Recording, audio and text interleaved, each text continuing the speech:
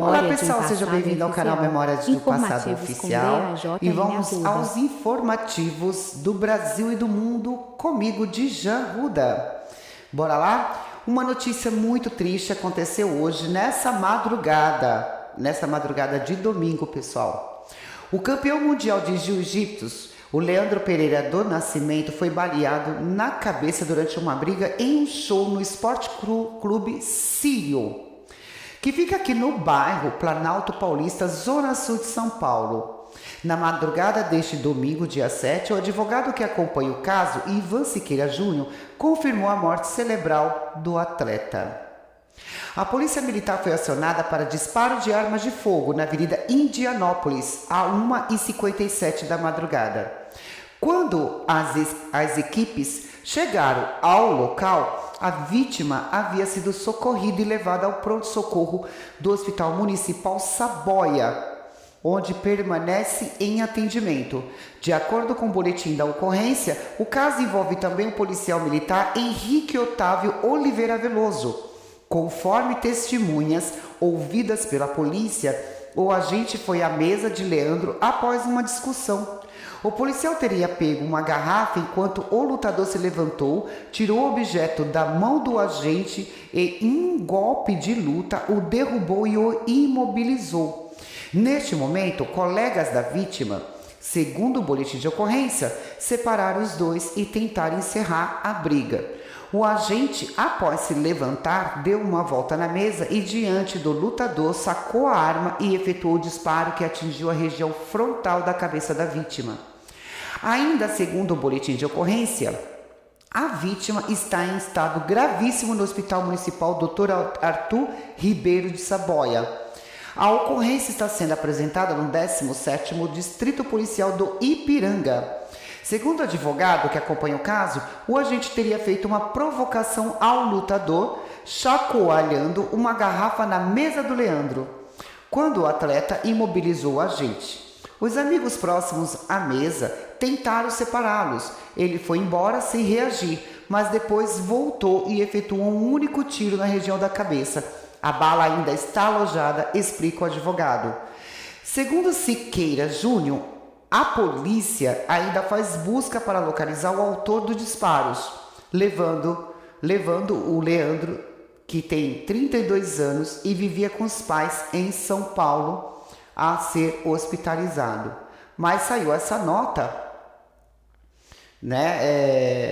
de manhã, na madrugada, e agora saiu mais uma outra nota também no R7, que a polícia faz busca por suspeito de atirar e causar morte cerebral do campeão mundial de jiu-jitsu. Tem apenas uma hora que saiu essa nota pelo R7.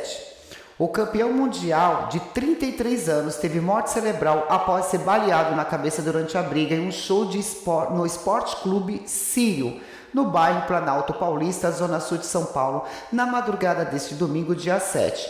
O acusado é um policial militar chamado de Henrique Otávio Oliveira Veloso, de 30 anos, que estava de folga.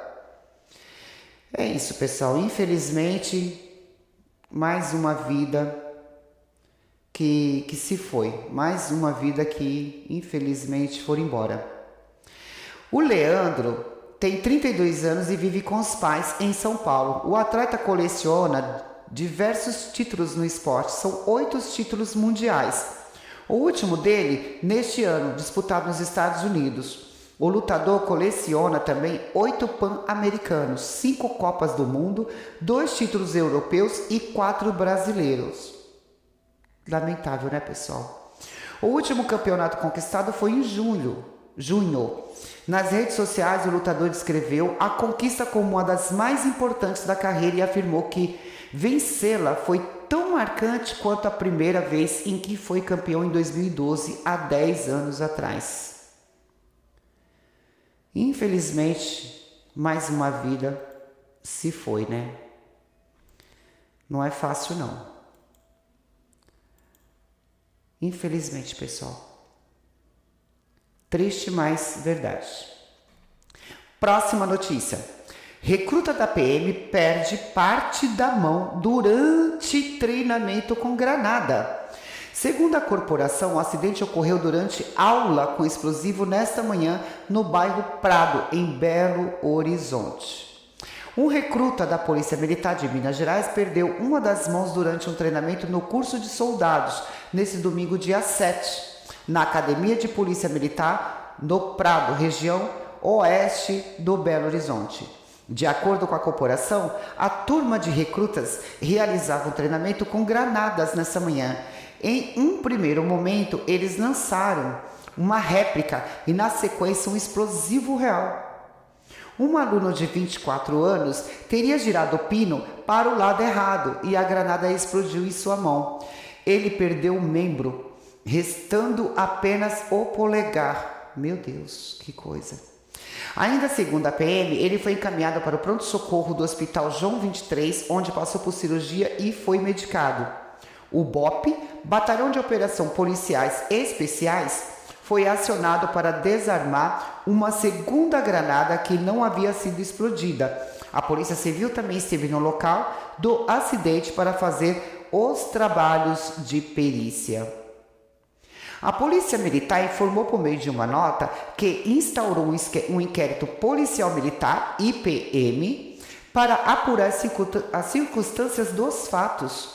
Já a PCMG disse que assim que tomou conhecimento do ocorrido, deslocou uma equipe de policiais ao local dos fatos para realizar os primeiros levantamentos. A Polícia Civil ainda informou que uma equipe de engenharia irá identificar e coletar vestígios da explosão nesta segunda-feira, dia 8.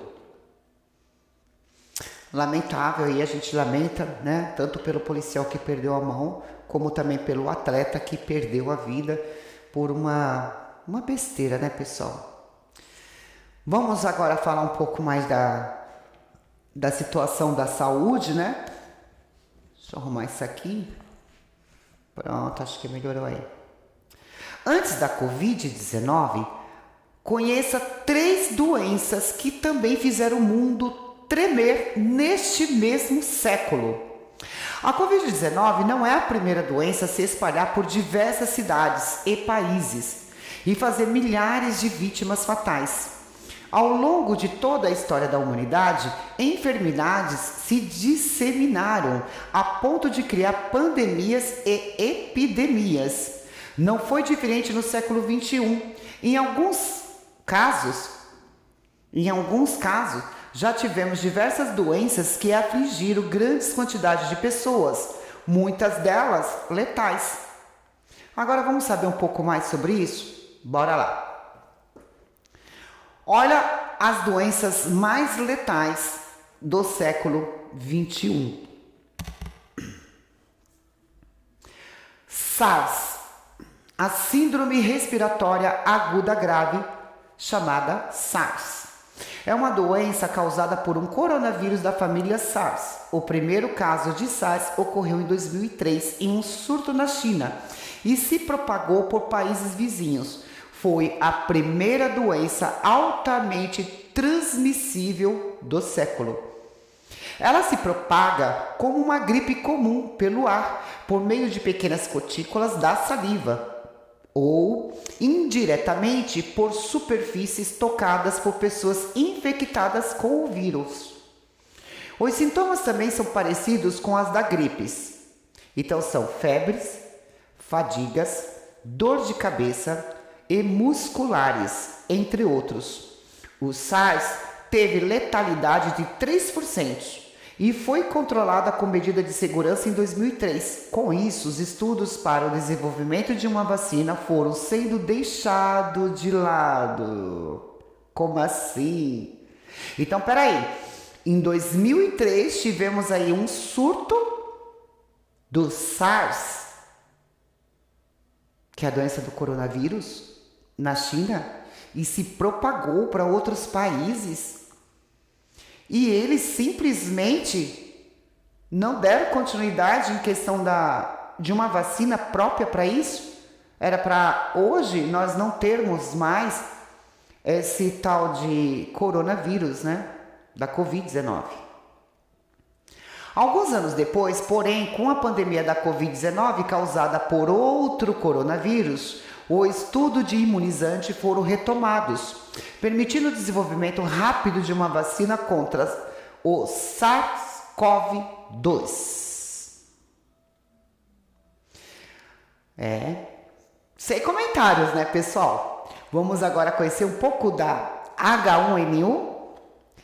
A H1N1, causada por uma mutação do vírus influenza, atingiu o mundo entre os anos 2009 e 2010, conhecida também como influenza A ou gripe suína. A doença foi primeiramente identificada no México e em 2 meses havia atingido cerca de 75 países. Foram mais de 650 mil casos identificados e cerca de 18.400 mortes no mundo. Com uma letalidade de 0,02%, os sintomas mais comuns eram febre alta de 38 graus, tosse intensa, dor de cabeça constante, dores nas articulações e músculos e falta de apetite, entre outros. A doença chegou no Brasil em maio de 2009, infectando quase 60 mil pessoas, causando 2.173 mortes. Em março de 2010, a campanha de vacinação contra a gripe passou a incluir essa cepa, imunizando 92 milhões de pessoas com vacinas fabricadas pelo Instituto Butantan. Na época, o Brasil foi o país que mais vacinou contra a H1N1, imunizando 42% da população, e superando países como Estados Unidos, que foi 26%, México 24% e Argentina 13%. Atualmente, as vacinas contra a gripe produzidas pelo Butantan é disponibilizada anualmente pelo Programa Nacional de Imunização, o PNI, do Ministério da Saúde, e inclui a proteção contra H1N1. Pessoal, o que dá para perceber aqui sobre H1N1, antes da gente passar para a próxima doença, é que se todos os países imunizassem todo mundo, né, todos os seus habitantes, a gente conseguiria sim vencer o H1N1. Olha a importância das vacinas quando sai esse tipo de vírus. Vamos para a próxima, pessoal. Ebola. Uns conhecem como Ebola, outros chamam como ébola. Os primeiros casos de Ebola surgiram em 1976 no Sudão e na República Democrática do Congo, em uma região próxima ao rio Ebola. Daí o nome da doença. Eu não sabia. Vocês também não sabiam. Vão ficar sabendo de tudo aqui comigo. A principal epidemia de Ebola, no entanto, viria a acontecer apenas em 2013, se estendendo até 2016 em alguns países da África Ocidental. Na época, houve mais de 28 mil casos e mais de 11 mil mortos. O Ebola é uma doença com grande taxa de letalidade, 90%. 90%, presta atenção, pessoal. 90% das pessoas que contraem o vírus morrem. Além do alto número de mortes, o vírus deixa sequela como problema de saúde mental, oftalmológica, neurológica e nas juntas. Caramba! Existem 5 espécies do vírus causador da doença. O Búrgio, Costa do Marfim, Reston, Sudão e Zaire. Pessoal, esse é o nome do vírus que causa o Ebola ou o ébola, como vocês queiram. Sendo que 4 delas são fatais para os seres humanos. Os sintomas do Ebola são febre alta, dor de cabeça, mitalgia, que progridem para vômitos e diarreia. O patógeno pode ser contraído de humanos e animais por contato do sangue, secreção ou outros fluidos corporais E tem os morcegos como hospedeiros naturais. Aqui vocês ficam sabendo de tudo, porque eu informo tudo direitinho. Uma vacina contra o vírus, mais precisamente contra a espécie mais letal, a Zaire, foi desenvolvida e já aprovada para uso pela Food and Drug Administration, FDA, dos Estados Unidos, pela European Medicines Agency, o EMA, da União Europeia, e pelo menos 4 países africanos: República Democrática do Congo, Burundi, Gama e Zambaia. Tá aí as doenças mais perigosas, as 3 doenças mais perigosas que viraram pandemia ou endemia, né? Epidemia, pandemia ou epidemia, foram essas. Então são as doenças mais perigosas do mundo: o SARS, H1N1 e o Ebola, ou ébola, como queira chamar. Pessoal, é muito triste a quantidade de pessoas que perderam suas vidas devido a isso, né? Devido a essas doenças aí que tá vindo, que pode ser da mãe natureza, né? Reclamando aí seus direitos.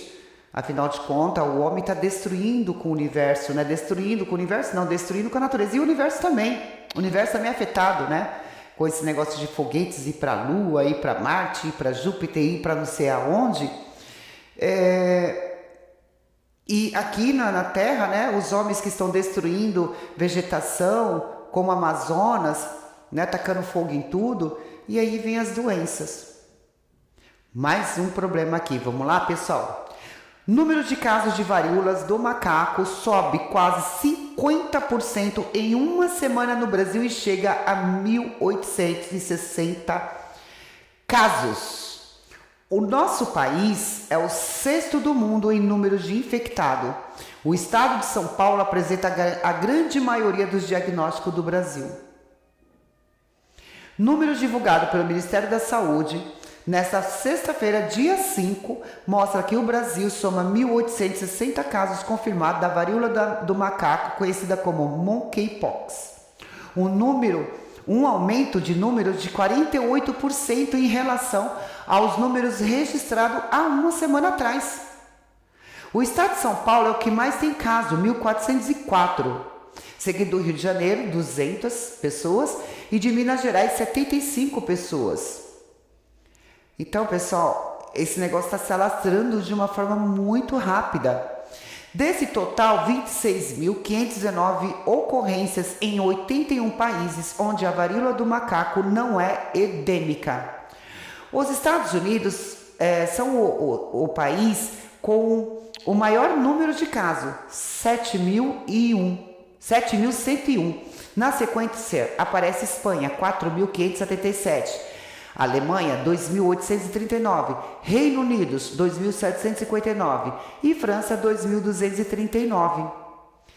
Na semana passada, após a primeira morte por monkeypox no Brasil, aliás, no país, no Brasil, o Ministério da Saúde ativou o COI, Centro de Operações de Emergência, para acompanhar o surto da varíola do macaco no Brasil.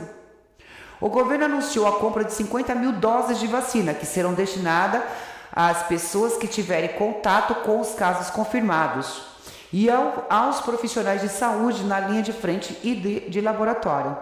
O ministro Marcelo Queiroga acrescentou que o país também comprará doses de antiviral Tecovirimat, que pode ser usado em indivíduos com risco de desenvolver doenças graves. Pessoal, é bem complicado, viu? A gente tem que tomar muito cuidado. O atual surto da varíola do macaco, monkeypox, começou em maio deste ano e de lá para cá já são quase de 25 mil infectados em 83 países, de acordo com o levantamento em tempo real. Então, pessoal, isso aqui, infelizmente, se bobear, vai ter... vai aumentar esses números. Nós temos que ficar atento, porque é algo muito sério mesmo, pessoal. Isso não é brincadeira, de hipótese nenhuma. É algo assim assustador. O Ministério da Saúde lança campanha nacional de vacinação. Essa campanha nacional de vacinação, eles esperam vacinar cerca de 14.300.000 pessoas contra a poliomielite. Isso é para as crianças, hein? Campanha que começa na segunda-feira em São Paulo, então a partir de amanhã. O Ministério da Saúde lançou hoje, dia 7, em São Paulo, a campanha nacional de vacinação contra a poliomielite e de multivacinação. O objetivo é recuperar a cobertura vacinal das crianças e adolescentes que deixaram de tomar os imunizantes previstos no calendário nacional. A partir de amanhã, dia 8, cerca de 40.000 salas de vacinação em todo o país estarão abertas para aplicar doses de 18 tipos de imunizantes previstos no calendário nacional de vacinação para esse período. A campanha terminará em 9 de setembro. A vacinação contra a poliomielite é destinada para crianças menores de 5 anos. A multivacinação é para crianças e adolescentes menores de 15 anos. Para as crianças estão disponíveis a seguinte imunizante: hepatite A e B, penta,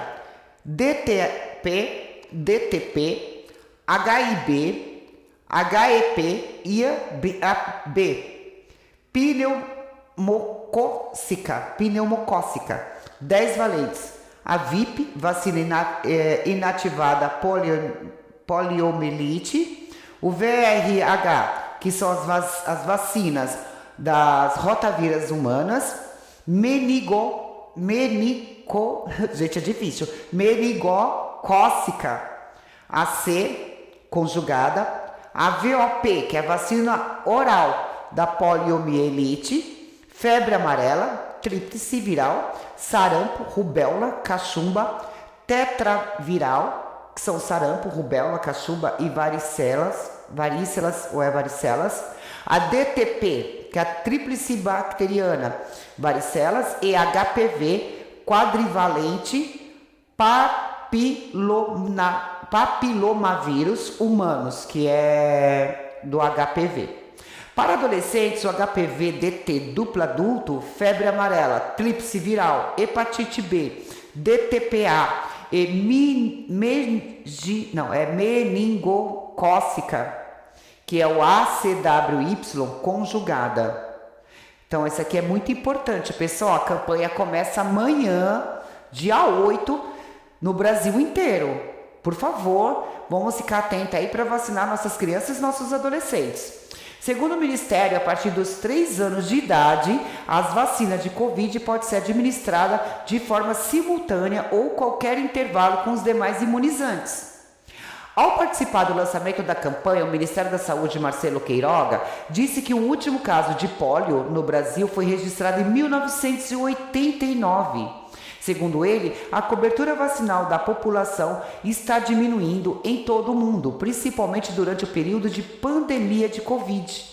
O ministro também conclamou as famílias a levarem as crianças para vacinar. Peço aos pais que levem seus filhos para as salas de vacinação. É inaceitável que hoje, no século XXI, 100 anos depois do esforço extraordinário de Oswaldo Cruz para introduzir este conceito sanitário no Brasil, nós tenhamos ainda criança com doenças que podem ser evitadas por vacina. Então, pessoal, por favor, vamos levar as crianças e os adolescentes para tomar vacina. Prestar atenção nessa campanha é fundamental, é grande, é muito importante que vocês levem as crianças para se vacinar, sabendo que são doenças graves, né? Todas elas são doenças graves que, se não matar, pode deixar sequelas nas crianças. Então, vamos levar as crianças para vacinar, sim. Vamos sim, porque não podemos deixar nossos filhos sofrer com isso, né? Com essa situação. A gente tem que pensar Afinal de contas, são muitas crianças que estão nascendo aí, né? A cada 100 crianças, olha só isso. Olha que absurdo. A cada 100 nascidos no mundo, um tem doença cardíaca congênita. A Associação Americana diz que são 1.350.000 casos por ano. Diagnóstico precoce é fundamental. O diagnóstico precoce é fundamental para tratamento adequado. Em todo o mundo, 1 em cada 100 nascidos tem cardiopatia congênita, segundo o American Heart Association, chegando a 1.350.000 pacientes doentes por ano. O acompanhamento pré-natal e o diagnóstico precoce são fundamentais para os tratamentos adequados aos bebês com esse tipo de problema. Segundo Leonardo Jorge Cordeiro, diretor acadêmico do EBRAMED, Escola Brasileira de Medicina, a cardiopatia congênita é uma malformação ou formação incompleta do coração e do sistema circulatório. Ela pode ocorrer nas 8 primeiras semanas de gestação, a fase do desenvolvimento do embrião. Devido à complexidade do sistema cardiocirculatório, as alterações podem ser mais diversas, pois pode se dar pela formação errática ou mesmo a não desenvolvimento tanto da cavidade do coração como de problema nas válvulas, que são as veias e artérias relacionadas com o coração. As cardiopatias congênitas são divididas em cianóticas e acianóticas, assim como os demais tipos de doenças cardíacas. Há diferentes graus de comprometimentos e diversas possibilidades de tratamentos, procedimentos e cirurgias. Para descobrir se um bebê apresenta algum problema, o diagnóstico inicial é feito por um ecocardiograma transtorácico com Doppler colorido, realizado preferencialmente por um médico especializado em patologias congênitas. O coração de um bebê já está completamente formado por volta da 20ª semana de gravidez, momento em que costumam ser realizada a ultrassom morfológico no pré-natal. Segundo Cordeiro, sociedades ligadas à obstétrica e cardiologia pediátrica e congênita são favoráveis à realização do ecocardiograma fetal, ou seja, com a criança ainda dentro do útero, de forma rotineira, mesmo quando a ultrassom morfológica não indique uma forte suspeita de problemas cardíacos. Possíveis causas. O diretor da EBRAMED diz que não existe uma causa específica associada ao desenvolvimento de uma cardiopatia congênita, mas há fatores que aumentam a chance de desenvolver problemas cardíacos, como doenças crônicas das mães, como diabetes mellitus e lúpus eritematoso sistêmico. A infecção por rubéola também pode afetar o desenvolvimento do coração dos fetos nas primeiras 8 semanas. Medicações como lítio, certos anticonvulsivantes e drogas ilícitas podem levar à malformação, ainda não considerada como fatores de risco a gravidez gemelar e a fertilidade in vitro. Além disso, observa-se uma maior incidência de alterações cardíacas nos bebês que têm parentes de primeiro grau com histórico de cardiopatia congênita.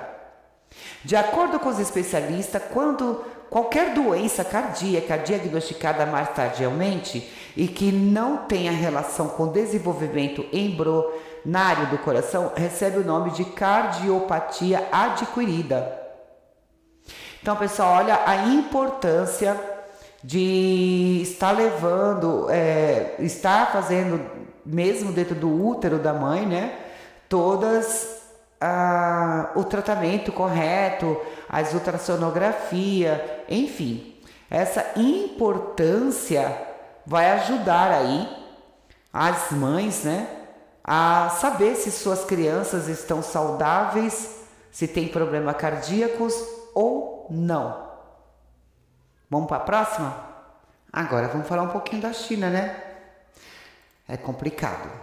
China suspende cooperações com a Europa. Após a visita de Nancy Pelosi a Taiwan, Pequim cancela colaboração em áreas como meio ambiente, parcerias militares e defesas, e acusa Washington de minar sua soberania. Pessoal, isso pode trazer um problema muito maior do que apenas a China querer invadir Taiwan.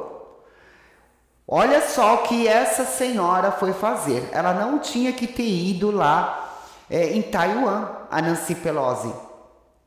Ela não percebeu a grandeza do problema que ela ia trazer para o país dela e para o mundo, né? Após piora nas relações entre Pequim e Washington, acirrada pela viagem a líder das câmaras dos Estados Unidos, da Europa a Taiwan, a China anunciou nesta sexta-feira, dia 5, que decidiu encerrar uma série de cooperações entre os países e os Estados Unidos, em áreas como mudança climática, políticas, antidrogas e parcerias militares.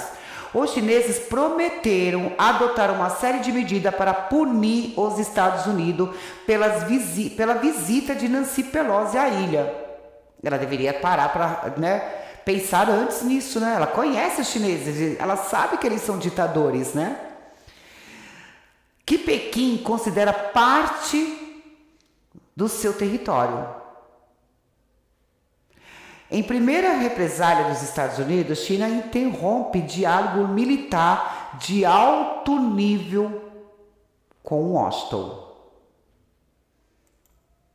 Só vai trazer problema para eles mesmo.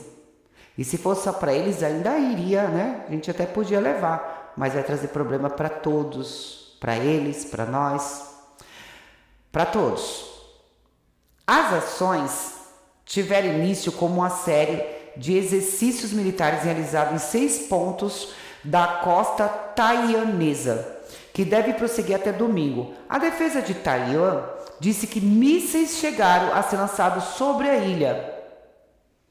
A China costuma tradicionalmente protestar contra o fato de a província autogovernada manter contatos com governos estrangeiros, mas a reação à visita de Pelosi atingiu níveis sem precedentes, inclusive com o corte nas relações em uma série de áreas consideradas de grande importância.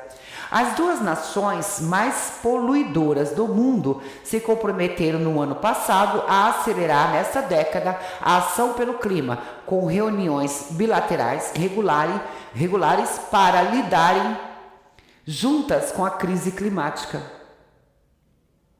Com o agravante das relações entre Pequim e Washington, que atingiram o nível mais baixo dos últimos anos, esse e outros acordos estão ameaçados. O Ministério Chinês do Exterior anunciou que o diálogo entre comandantes militares regionais e dos departamentos de defesa será cancelado, assim como as conversões sobre a segurança militar marinha. Também estarão suspensas as cooperações para o retorno dos imigrantes ilegais, investigações criminais, crimes transnacionais, assim como ações conjuntas contra as drogas.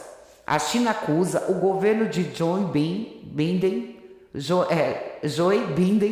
de atacar sua soberania. Embora o presidente não tenha autoridade sobre a viagem de um líder do legislativo, realmente ele não tem culpa. Realmente o Joe Biden não tem culpa, porque ele momento algum ele queria que ela fosse. Mas ela, como acha que tem que conversar com todo mundo e que nada ia acontecer, foi por conta própria. As reações chinesas vieram antes do Congresso do Partido Comunista da China, onde o presidente Xi Jinping deverá receber um terceiro mandato de 5 anos para liderar o governo. Mais 5 anos esse ditador estará lá na China. Com a economia do país enfrentando dificuldades, O partido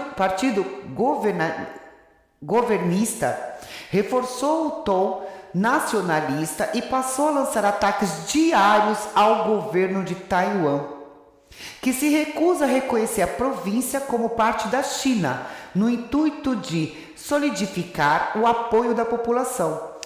É assim, pessoal, Taiwan não são ditadores como os chineses e não aceita essas regras que a China está impondo até mesmo para o seu povo, né? Para o pessoal que mora na China. O Xi Jinping, ele é um ditador que ele dita a regra e tem que ser do jeito dele. E aí Taiwan não quer esse tipo de situação para o país dele. Então começa esse tipo de briga entre os dois, sabe? Quem é quem vai ficar com quem consegue, quem não consegue, enfim. É bem complicado, né? E eu não sei se vocês estão cientes ou não, mas se não tiver ciente, eu vou informar, porque isso está no G1. Né? Tá falando aqui no jornal No Mundo e vou contar para vocês de primeira mão. Israelenses e palestinos chegam a um acordo de cessar fogo. 41 morreram em Gaza. Segundo o Ministério da Saúde de Gaza, 41 palestinos morreram, incluindo 15 crianças e 4 mulheres, e 311 ficaram feridos desde o início dessa fase de confronto entre Israel e o grupo Jihad Islâmico, que faz parte da faixa de Gaza. O governo de Israel e militantes da Palestina chegaram a um acordo de cessar-fogo em Gaza nesse domingo, dia 6, após conflitos que começaram na sexta-feira. Aqui teve um erro, pessoal, no G1, que domingo não foi dia 6, domingo é hoje é dia 7, então o cessar-fogo em faixa de Gaza não foi nesse domingo, foi neste sábado, dia 6, é um erro que teve aqui deles, após conflito de começarem na sexta-feira. Segundo o Ministério da Saúde de Gaza, 41 pessoas, incluindo 15 crianças e 4 mulheres, morreram na faixa de Gaza desde o início desta fase de confronto e 311 pessoas ficaram feridas. Tá na hora de parar com tanta guerra, né? Esses são os confrontos mais violentos entre Israel e as organizações. Eu vou colocar aqui as imagens, tá, pessoal, para vocês verem. E as organizações armadas de Gaza desde a guerra de 11 dias de maio de 2021, que terminou com a morte de 260 pessoas do lado palestino e 14 em Israel. O acordo de cessar-fogo foi negociado com a intermediação do Egito. A Jihad Islâmica confirmou que chegou a um acordo para uma trégua com Israel, graças à mediação dos egípcios. O grupo afirmou que o Egito se comprometeu a agir em favor da libertação de 2 prisioneiros. Pessoal, as guerras só estão começando, né? O braço armado de Jihad Islâmica anunciou nesse domingo que lançou foguetes contra Jerusalém, pouco depois da ativação das sirenes de alerta na cidade. Há poucos minutos lançamos foguetes contra Jerusalém, anunciaram as brigadas em um comunicado. Como aconteceu com 97% dos projéteis lançados a partir de Gaza foram interceptados pelo escudo antimíssil israelense, segundo o exército do Estado hebreu. Porque assim, o Estado hebreu, eles compraram lá, eu não sei dizer o nome, mas é como se fosse vários robôs que ficam numa guarita bem alta, que eles têm um sensor que eles percebem quando vai ser atacado, e eles conseguem combater aquele míssil com laser. Pessoal, olha que ideia maravilhosa, eles conseguem destruir o míssil antes de chegar em Israel com laser. E Israel poderia passar, né, para todos os outros países essa descoberta, esse mérito que é deles, que foram eles que fizeram, né? Foram os engenheiros deles que fabricaram, que está dando super certo. Tanto é que eles, olha aqui, eles estão falando, 97% dos projetos lançados a partir de Gaza foram interceptados pelo escudo antimísseis israelense, segundo o exército do Estado hebreu.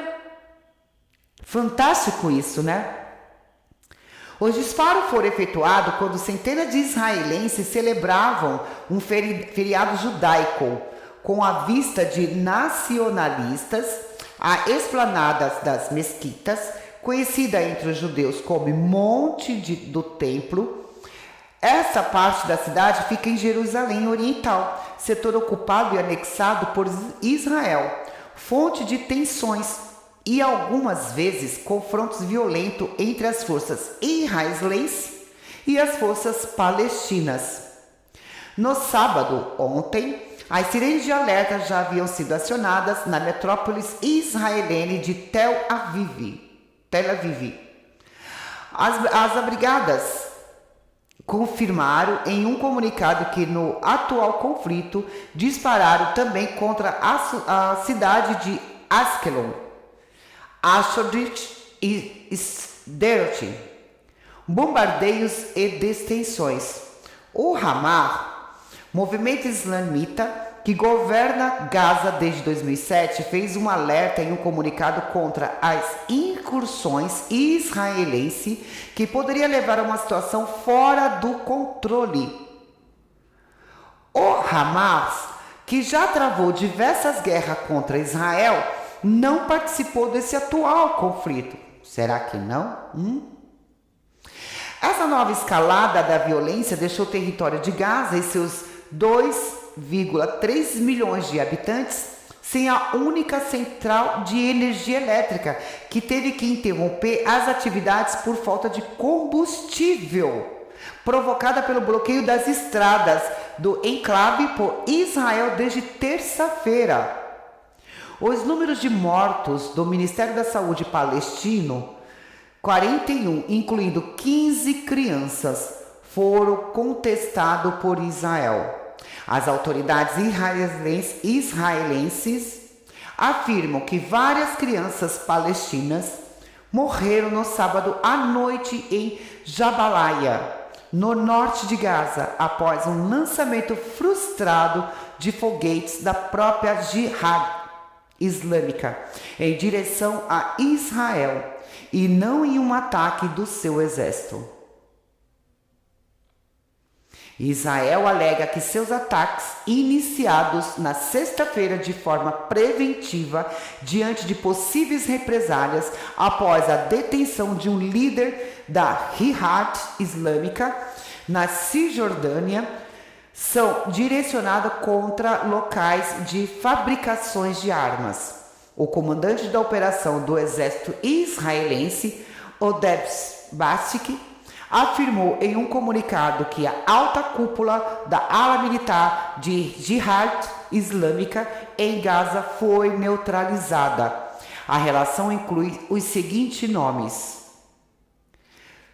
Taisir al-Jadari, Adu Hamadu, um dos principais líderes do grupo armados, mortos na sexta-feira em Gaza, e Caleb Mansour, um alto comandante que faleceu em um ataque em Rafah. E o negócio está apenas começando, pessoal. Não pense vocês que vai terminar e vai acabar por aqui, porque não vai. Não vai. Pessoal, as notícias de hoje já são suficientes. Amanhã eu volto aqui, né, e vou dar mais notícia para vocês. Tem bastante coisa aqui para mostrar, mas não tenho condições de fazer tudo ao mesmo tempo, né, porque são muitas, são milhares de notícias e o nosso tempo é curto. Não podemos disponibilizar mais tempo, porque já estamos com quase aí 44 minutos de gravação e vocês vão ficar meio que cansados. Mas amanhã eu volto com mais notícias comigo, Dijan Arruda, passando para vocês, assim, em primeira mão, no Memória de um Passado Oficial. Fique todo com Deus e até a próxima notícia ou até a próxima informação. Vou trazer para vocês aqui em primeira mão. E se eu precisar falar de algo que está acontecendo assim no minuto seguinte, no mesmo dia, eu posso entrar numa live aí rapidinho para falar para vocês o que de fato está acontecendo, pessoal. Mas no momento é isso aí. Foi essas informações que eu tive, né? E nós temos que estar sempre em alerta, porque as guerras estão apenas começando. Um beijão a todos, fique com Deus e até a próxima no Memória de um Passado Oficial. Tchau, tchau.